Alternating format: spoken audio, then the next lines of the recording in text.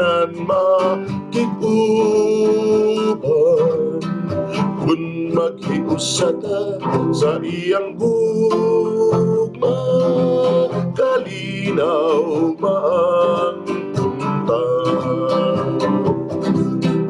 Ug sa atong panginahanglan, ang Ginoo ang atong dapat.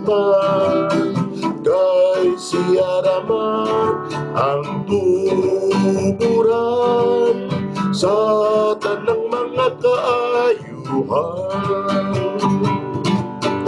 Kung magkatigom ta sa iyang anak, siya natong tanan makig-uban.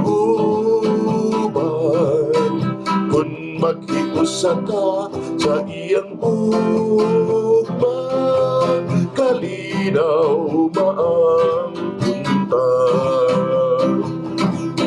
Ang Ginoo manggihatagod kung unsa man ang pangayoon.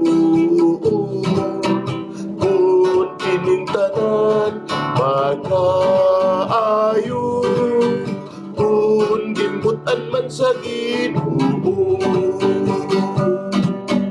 Kung magkatigom ta sa iyang anak, siya natong tanan makig-uban. Kung maghiusata sa iyang gugma, kalinaw maang